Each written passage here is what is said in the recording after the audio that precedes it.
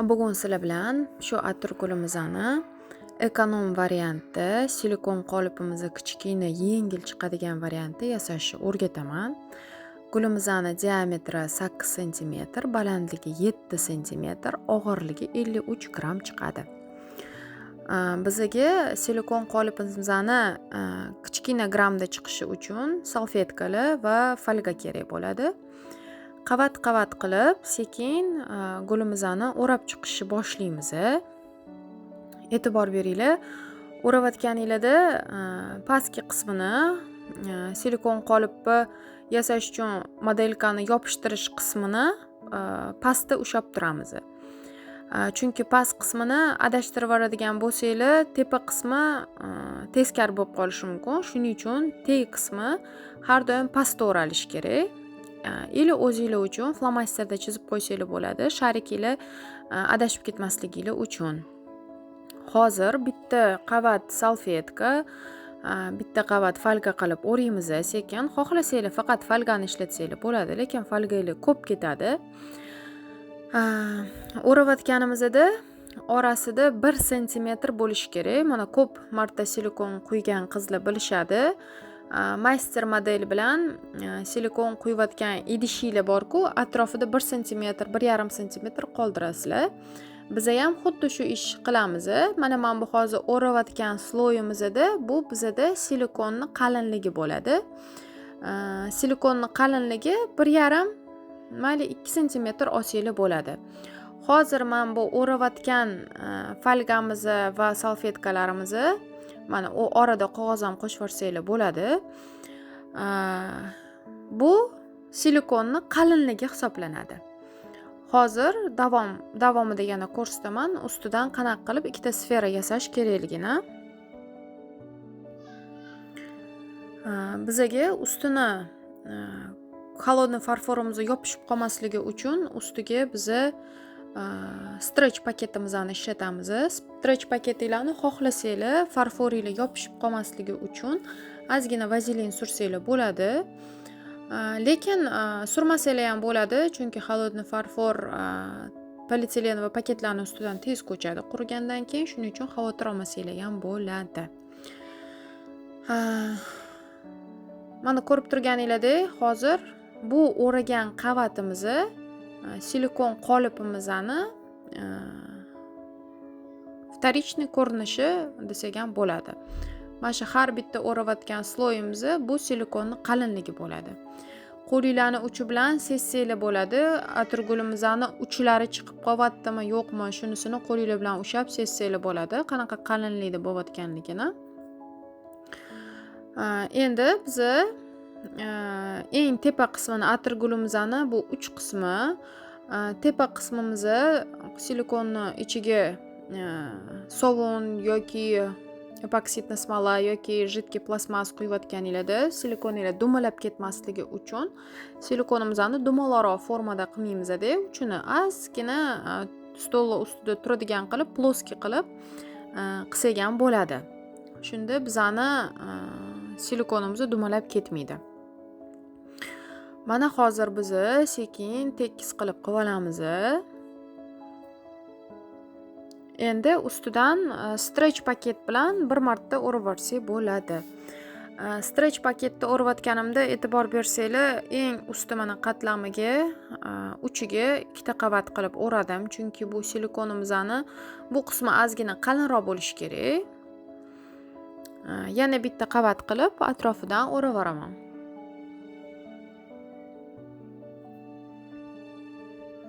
Boya aytib o'tganimdek, agar xohlasanglar stretch paketni ustidan ozgina vazelin sursanglar bo'ladi. Lekin ko'p survormanglar, chunki холодный farforinglarni yopishtirishni boshlaganinglarda ustidan tushib qolishi mumkin.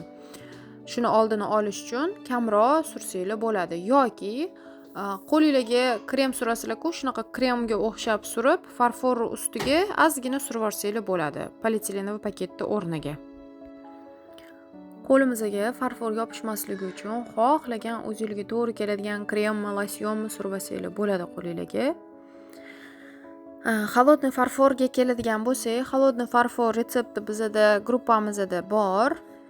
xarid qilsanglar bo'ladi onlayn retseptni yoki o'zinglar misol uchun YouTube'ga qarab xohlagan yasagan retsept bo'yicha yasalgan холодный farfor retsepti to'g'ri keladi. Endi hozir biz qattimroq paketda olamiz.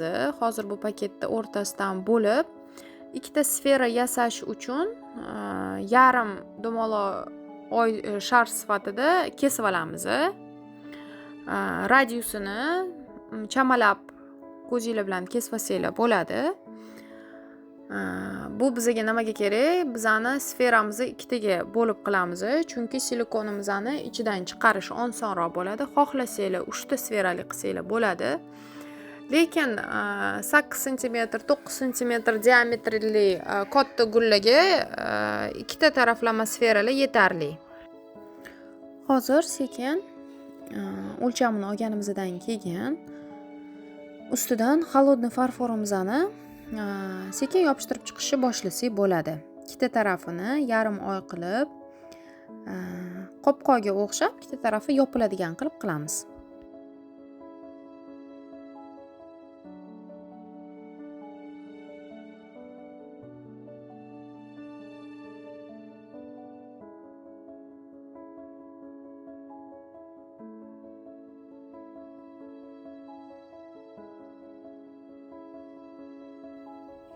Endi farforimizni yaxshilab ezib olib, ozgina yoyib, yarimini yopishtirishni boshlaymiz. Xohlasanglar flomaster bilan belgilab olsanglar bo'ladi. Farforga keladigan bo'lsak, men gul yasaganimda qolib ketgan, ranglari har xil bo'lgan farforlarni aralashtirib yasab olsanglar ham bo'ladi. Однозначно bitta rang bo'lishi shart emas. Farforinglarni yaxshilab yumshatib, qo'linglarni issiqligi farforga o'tadi, ancha yumshoq bo'lib qoladi. Mana endi yarimini sekin astalik bilan yopishtiramiz. Hamma joylari bir xil tekislikda bo'lishi kerak. Yupqaroq bo'lib qolgan joylardan silikon chiqib ketishi mumkin. Shuni oldini olish uchun 1 sm qilib yasaymiz. Bu bizga nimaga kerak? Nimaga kerak deb ko'pchilik hozir qiziqayotgan bo'lsa kerak, shu joygacha kimdir ko'rgan bo'lsa, bizga shu sferani ichiga, ikkita yarimta sferani ichiga biz silikon quyamiz. Bu sizlarga idish vazifasini o'taydi. Ko'p tirajli chiqarmoqchi bo'lgan master modellarni yoki katta gullarga shunaqa sferali matritsalar yasasanglar bo'ladi.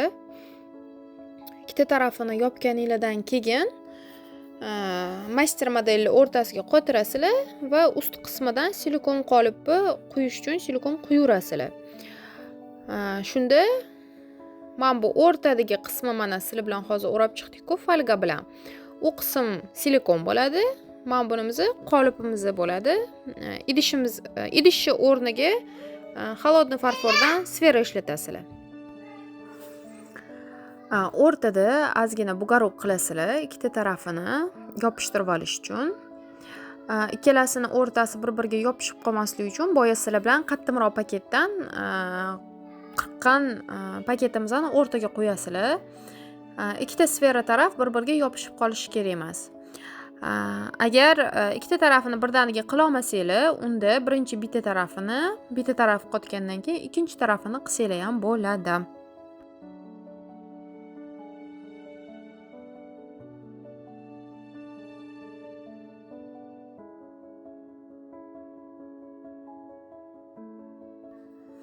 Mana endi ikkinchi tarafiga o'tamiz. Yana xuddi shunaqa razmerda olamiz farforimizni. Yaxshilab ezib olib,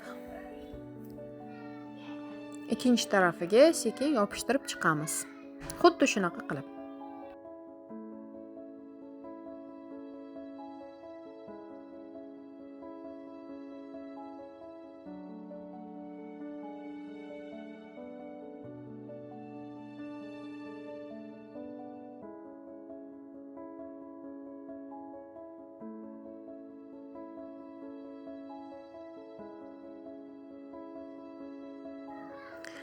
ikkita tarafini yopishtirib oldik. Tagini ozgina ochiq qoldiramiz, chunki farforimiz tushib ketishi mumkin. Buni ikkita etapda qilamiz. Birinchi teparoq qismini qilib olamiz. Keyin o'sha pastroq qismini biz qo'shib yuborsak bo'ladi. E'tibor beringlar, qilayotganingizda mana ko'ryapsizlarmi, orasi bir-biriga yopishib qolmasligi uchun o'rtada polietilenovый paketinglar bo'lishi kerak. Bo'lmasa farforinglar ikkita cheti, ikkita sferasi bir-biriga yopishib qolishi mumkin. Shuning uchun orada paket qoldirib ketsanglar ham bo'ladi. Mana hozir e'tibor beringlar. Paketni qo'yayotganda orasiga yana tiqib yuboraman. Чтобы ikkita sferamiz bir-biriga qattiq yopishib qolmasligi uchun.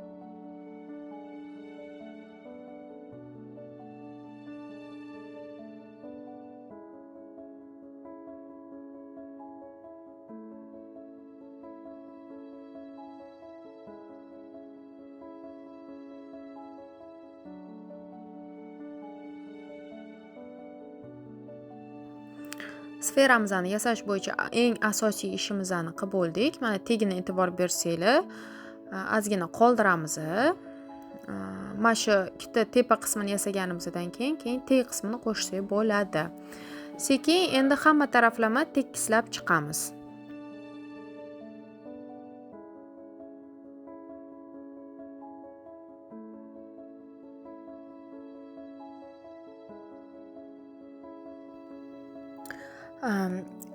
Sferani yasayotganingizda qo'lingizga o'zi seziladi.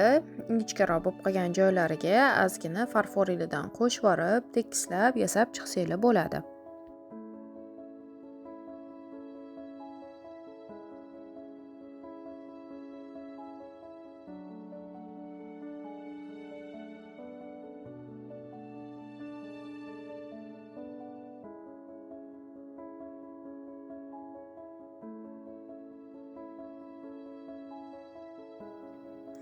Tag qismi ham tekisroq chiqishi uchun yana ozgina farfor qo'shdim. Tag qismini biz sizlar bilan alohida yana ko'rib chiqamiz qanaqa qilish kerakligini. Tepa qismimizni boya aytib o'tganimdek qotgandan keyin tag qismini уже dumaloq qilib tayyorlaymiz. Tag qismini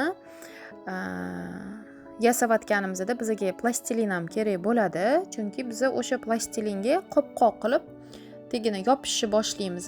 Ustiga master modellarni yopishtirib, ikkita sferani bir-biriga qo'shib, hozir mana videoda ko'rgan bo'lsanglar, ust qismini biz yopganmiz. Ustki qismini kichkinagina ko'zani og'ziga o'xshab teshik qilib qo'yamiz. O'sha joydan biz silikon qo'yamiz keyin.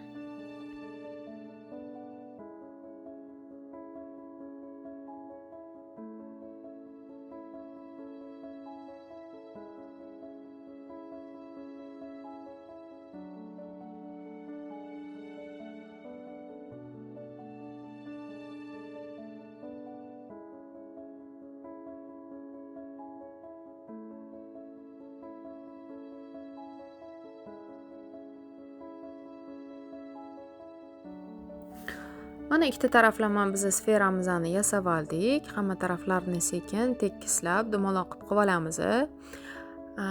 Dumalab ketmaydimi degan savol ham bo'lishi mumkin sizlarda. Yo'q, dumalab ketmaydi. Keyin oxirida biz sizlar bilan no'shqalar ham qilamiz, ushlab turish uchun silikonimizni. Shu bilan master modelimizni ichida qoldiraveramiz. Sferamizni to'liq qochishini kutamiz.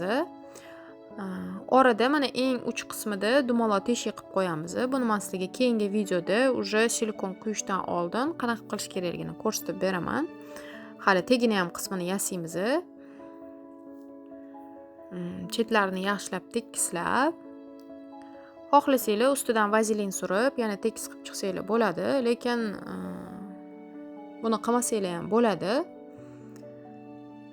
Chunki bu sfera faqat o'zinglar uchun. ko'p tirajli gullarni chiqarish uchun va silikonlar ham juda ham kam ketadi. Gullarni katta gullarni ishlab chiqarish uchun kamida 450-500 gramm silikonlar ketadi. Bu yerda silikonni katta master modelga uzog'i 120-150 gramm silikonlar ketadi. Bu yog'ini уже silikonni yasaganimizda sekin o'lchab ko'rsataman. Davomini keyingi videoda ko'rsanglar bo'ladi.